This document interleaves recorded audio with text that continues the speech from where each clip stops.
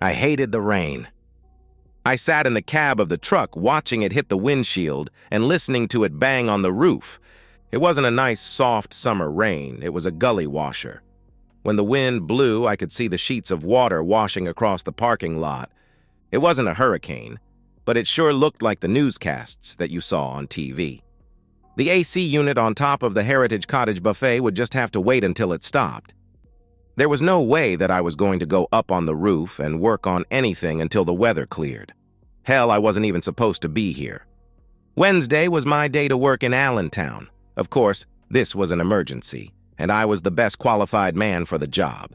Actually, nobody else wanted to drive this far for a service contract job. The Heritage Cottage Buffet is part of the York Holiday House Motel.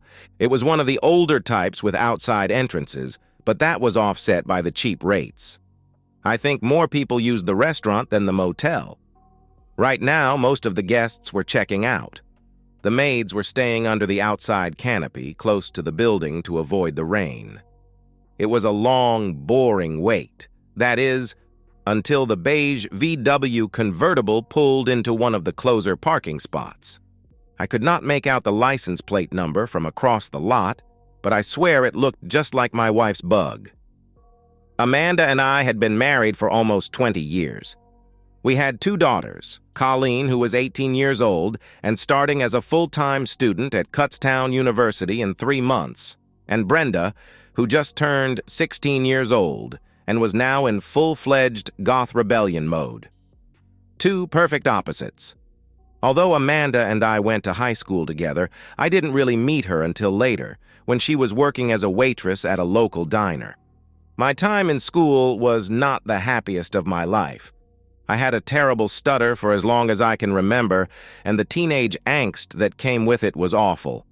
I became withdrawn and sullen. I spoke only when it was necessary, and then usually in as few words as possible. My teachers were instructed never to call on me in class. I don't know if that made things easier for me or harder. Most of my classmates considered me to be slow. I never felt that way, because I had no points of reference. I always knew when I was being taken advantage of or baited in some way. On occasions, I had resorted to physical means to stop some type of harassment, and it always seemed to work. I was halfway through a technical course in air conditioning repair when I finally got to meet Amanda. Actually, the first time that she took my order at the diner was the only time I spoke to her. I hadn't dated in school for obvious reasons, and I had absolutely no social skills to speak of. For over a month, all I did was order my meal, eat it, and leave, with a generous tip, of course. Amanda was always polite and always pleasant. I felt comfortable being close to her. It took a lot of courage on my part, but I did eventually ask her out on a date, which she readily accepted. She didn't seem to mind that I let her do all of the talking. When I did say anything, I tried to keep it monosyllabic. She was well aware of my speech impediment, but was careful not to purposely mention it in any manner.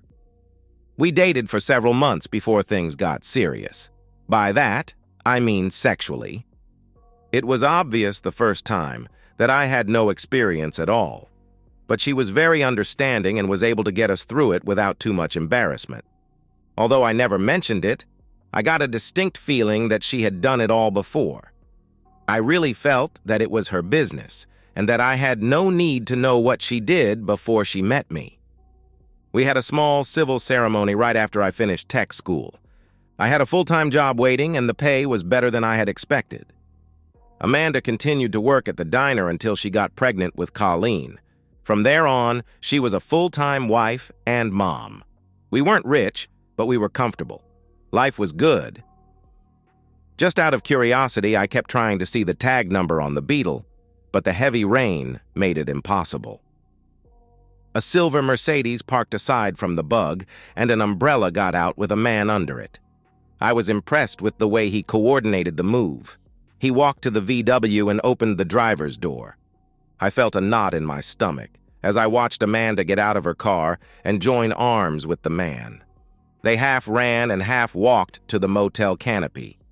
They were laughing as he closed the umbrella and got out a room key from his coat pocket. I sat in the parking lot for over 2 hours. The rain had stopped, but I didn't care. I got out of the truck just long enough to go over to the Mercedes and remove the vehicle registration from the glove box. They finally came out of the room and were still laughing as they walked back to their cars. Before Amanda got into the VW, she gave her gentleman friend a quick kiss on the cheek, the kind that a wife gives her husband, not her lover. She never noticed my truck sitting across the lot. She seemed to be oblivious to everything except her companion. I was crying as I watched both of them leave the lot. I never fixed the air conditioner at the Heritage Cottage buffet. It took less than an hour to get back to the shop. The boss was upset that I hadn't completed the job, but that changed to utter disappointment when I informed him that I was quitting. He didn't argue with me or ask for an explanation. When I got to the bank, I cashed my severance check and withdrew all but $6,000 out of the various bank accounts. The savings account was supposed to go for the new house, and the money market account held the girls' college fund money. Now, they were both empty. While I was driving to Kutztown, I realized that Brenda was never going to go to college. The only thing lower than her grades was her attitude.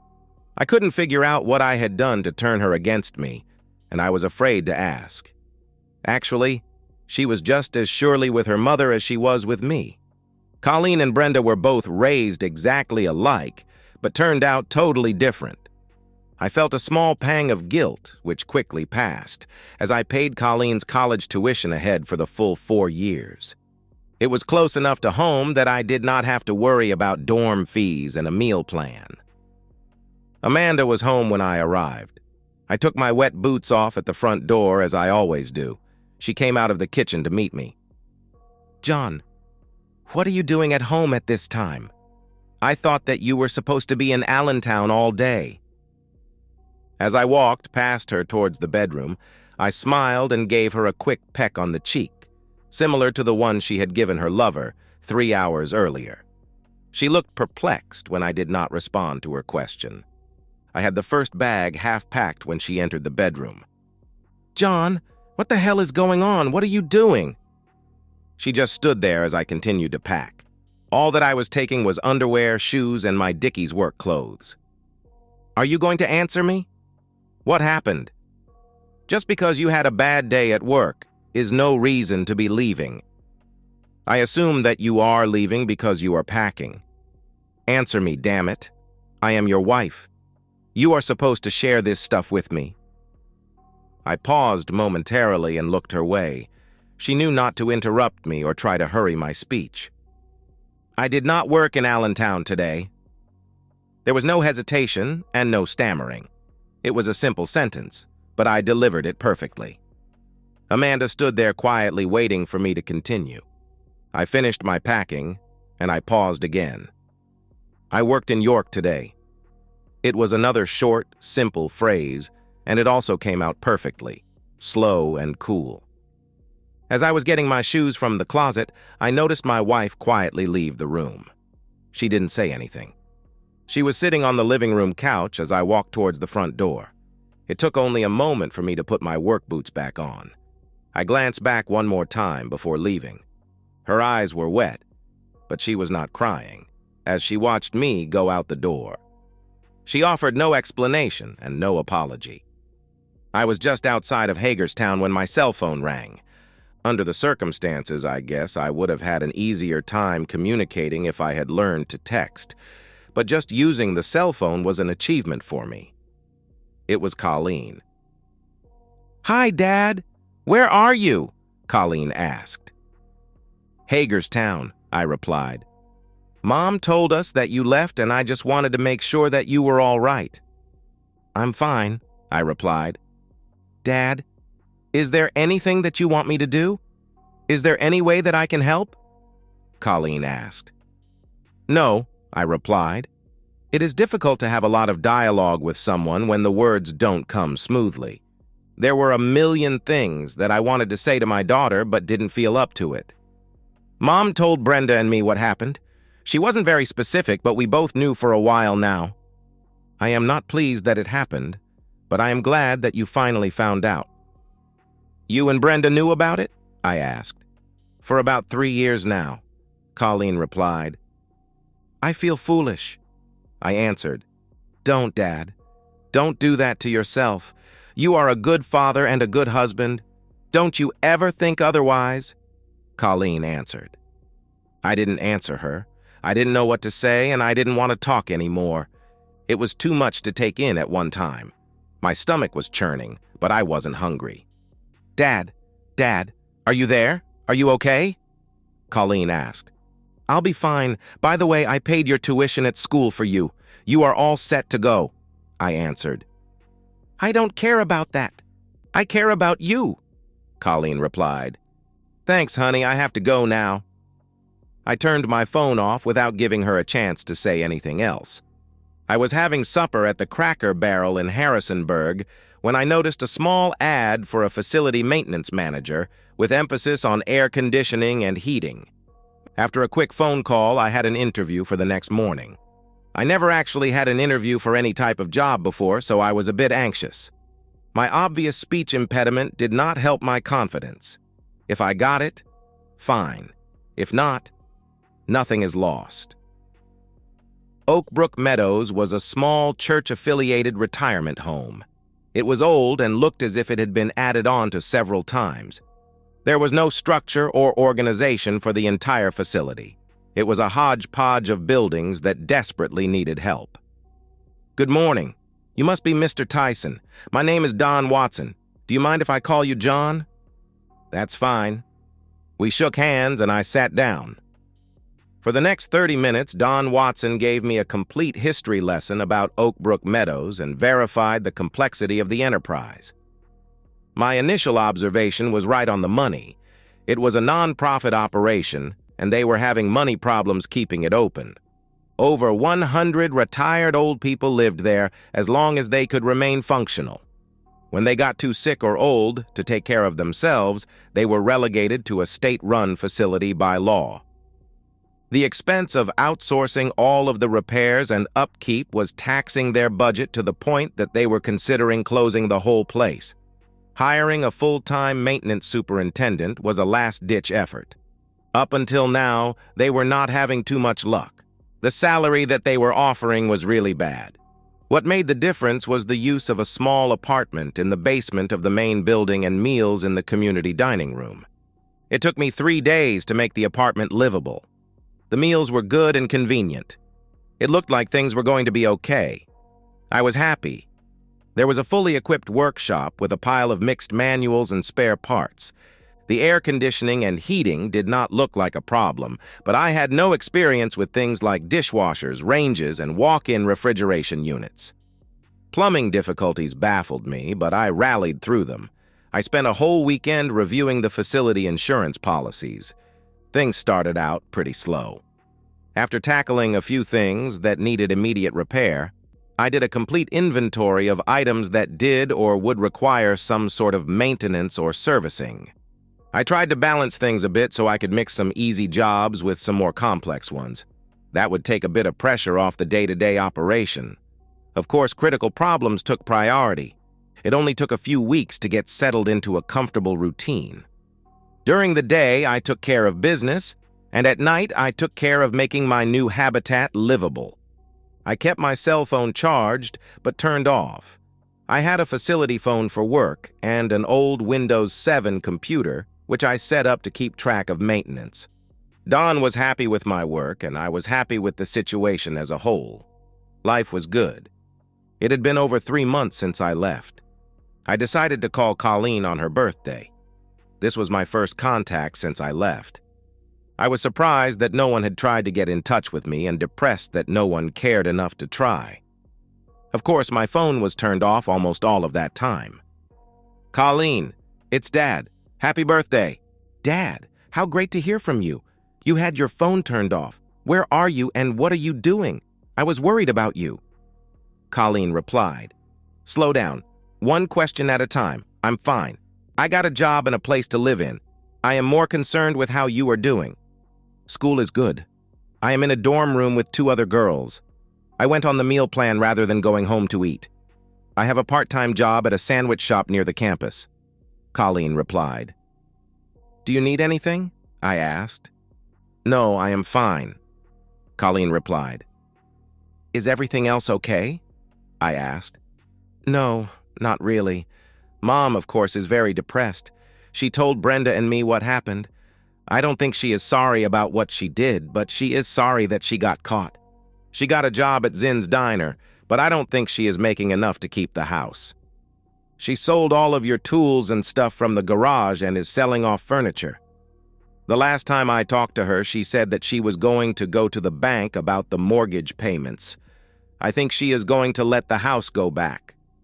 That's a shame. It was a nice house, I replied. Oh, by the way, Brenda is gone. A few weeks after you left, Brenda and Mom got into a big row. In case you didn't know, you are not Brenda's biological father. It is some guy from Gettysburg named Samuelson. I think it is the guy that she was meeting the day you found out. In any case, Brenda left and sent a postcard from San Francisco. It seems as if I am the cause of a lot of misery, I answered. No, you are not, Dad. Mom brought all of this on herself, Colleen replied. Colleen, give me your address. I will send you a power of attorney so that it will be easier for your mother to get rid of the house. You don't have to do that, but it would make it easier for Mom, Colleen replied. The employees did not eat with the Oakbrook Meadows residents. They had their meals a bit later and in a separate section of the dining room. By this time, I was friends with the other employees and several of the inmates. I don't know why I thought of them as inmates, but it seemed appropriate. Ivy James soon became a regular at my lunch table. Ivy was in charge of the facility laundry. In fact, she was the facility laundry. Most of the residents did their own wash in the community laundry area, which I also had to maintain. If there was a way to screw up a washer or dryer, they quickly figured it out. Ivy was about 40 or so. She wasn't a raving beauty, but she wasn't a dog either. I found out that she was single and had never been married. She worked hard and was in pretty good shape, as far as I could tell. She lived with her parents, and they dropped her off and picked her up from work. What set her apart from everyone else and endeared her to me was that she was deaf. In no time at all, I found myself spending more and more time with Ivy. She had a small notepad on a strap around her neck and used it when it was necessary. Normally, she could manage pretty well without it. She could read lips quite well, and for some reason, I didn't stutter when I was with her. I didn't even have to say the words, I could just mouth them. It was a bit comforting for me. She never made me feel self-conscious about my affliction.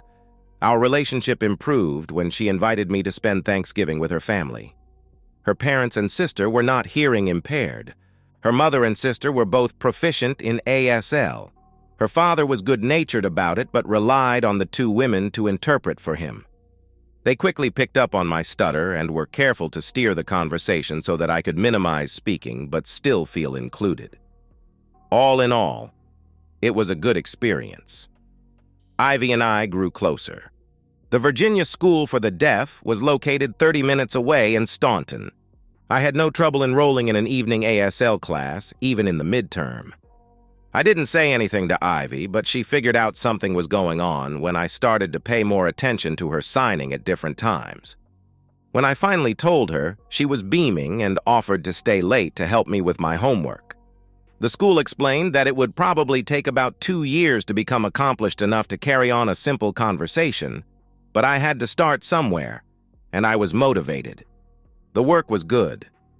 I had a social life of sorts, but I was not really dating. Every day, the pain I felt at the loss of my marriage diminished more and more. Colleen called and told me that she was coming down for Christmas. She didn't ask me, she told me. How could I refuse? Oakbrook Meadows had a few guest rooms available, so I had no trouble reserving one for her. I was a little anxious about her meeting Ivy, but it was not necessary.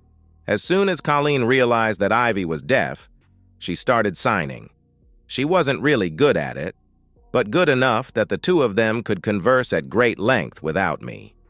Colleen had taken 2 courses while she was still in high school and was able to get advanced placement when she started college. Of course, dear old Dad knew nothing about this. It seems that she had already decided to major in special education at Kutztown. We ended up spending most of the Christmas vacation time with Ivy and her parents. Of course, I still had maintenance to perform. Things seemed to keep breaking even though it was a holiday. Colleen didn't seem to mind that I had to leave her on occasion. I was a bit embarrassed when I got a mistletoe kiss from Ivy, but Colleen seemed to enjoy my discomfort. Before leaving, Colleen happened to mention that she thought that Amanda was still in touch with Jeff Samuelson. It was not something she had said to Colleen, but just little hints and things that she accidentally said or made references to.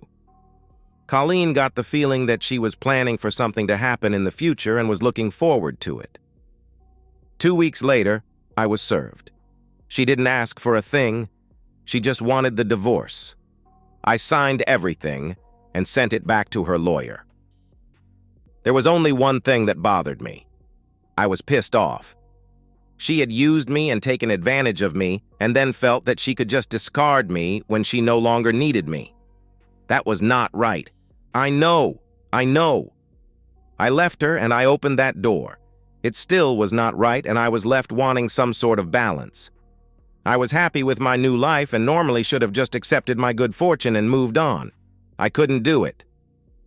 Ivy did not gloat when I told her about the divorce, but it was obvious that her spirits perked up a bit. She was still her same old self, but better. My nights were sleepless, as I kept dwelling on the fact that I was used and taken advantage of. My pride was destroyed. She screwed around, and I was the one that was hurt. I know it is the normal way that things go, but I still didn't like it. I needed closure. It was Monday at 6 a.m. I was having coffee at the Ugly Mug Cafe in Gettysburg, waiting for Jeff Samuelson to go to work. He left home at 7 a.m., just as I arrived. I had updressed a bit for my meeting with Mrs. Samuelson because I didn't want to make her feel uncomfortable. I had no idea what I was going to say to her as I rang the bell. Although it was early, she was already dressed. I was afraid she would be in pajamas or a robe. "Yes? Can I help you?" she answered. "Mrs. Samuelson, my name is John Tyson. I was hoping that I could get a minute of your time," I asked. "Are you selling something, Mr. Tyson? I don't think we would be interested," she replied. "No, madam. It's a personal matter concerning your husband and my wife," I answered. She stood silent in deep thought. I couldn't tell if she was going to ask me to leave or ask me in. "Your wife's name wouldn't happen to Amanda, would it?" she answered. "Yes, madam," I replied. "Please come in, Mr. Tyson. We do indeed have to talk," she replied. Marie Samuelson and I spent the next 2 hours together. When I left to return home, I wasn't sure if I felt better or worse. She had suspected something for several years, but was never able to come up with anything concrete. She had been calmly stoic most of the time until I told her about Brenda. Her whole demeanor changed. That was when I decided it was time to leave. My work was done. The first thing I did when I got back was to tell Ivy everything. I could not start a relationship with her if there were secrets. She seemed to understand and took some extra time to try and console me. Things were back to normal. Ivy and I were looking at houses. We were too old to start a family of our own, but Ivy was interested in either foster care or adoption. We checked into possibilities and found out that our chances of adopting hearing-disabled children were pretty good. The people in Staunton would be more than happy to help us. "Dad, it's Colleen." I wasn't expecting a call from my daughter in the middle of the night. "Hi, is everything okay?" I asked. "Not really, but nothing for you to get excited about. I am at the Baptist Hospital in York. Mom has been shot. She is okay, but I felt that I should call you." "Okay, now you got my attention." "What the hell happened?" I asked. "What I can piece together is that Mom and Mr. Samuelson were having supper at the Cracker Barrel when Mrs. Samuelson came in and emptied a .22 revolver at them. All of the shots missed except one that just nicked Mom in the right arm. It wasn't serious, but did require medical attention. They are going to release her in a couple of hours. I am going to stick around and then drive her back home." "What happened to the boyfriend?" I asked. "He didn't get a scratch, but he did suddenly disappear before the cops even got there. He just left Mom stranded." Mrs. Samuelson sat in a chair and quietly waited for the police to arrive. Colleen answered. "I guess there is no reason for me to come up there?" I asked. "No. I'll have her home by the time you arrive. I'll call you later. Oh, I forgot. Mom is really pissed that her boyfriend ran out on her. I have never seen her that mad." "Thanks for the call. By the way, keep some time open at the beginning of April.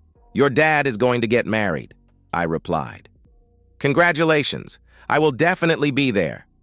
"Oh, I won't tell Mom. It would really crush her right now." "See ya," Colleen answered. As I hung up the phone, I thought that I better say something to Ivy about the upcoming wedding. Thus ends the saga of a quiet, cool man. He bought a house and moved into it with his new bride. They adopted 3 kids and fostered several more. Colleen got a teaching job at the Virginia School for the Deaf and married a year later. John continued on at Oakbrook Meadows, but Ivy did not. Amanda is still working at Zinn's Diner. Jeff Samuelson was never seen again. Life is good. And that's the end of today's story. If you enjoyed it, please give this video a thumbs up and drop a comment below. Your support helps the algorithm push my content further. If you're new to the channel, don't forget to hit that subscribe button. It really helps me keep creating more stories for you. Thanks for watching, and I'll see you in the next one.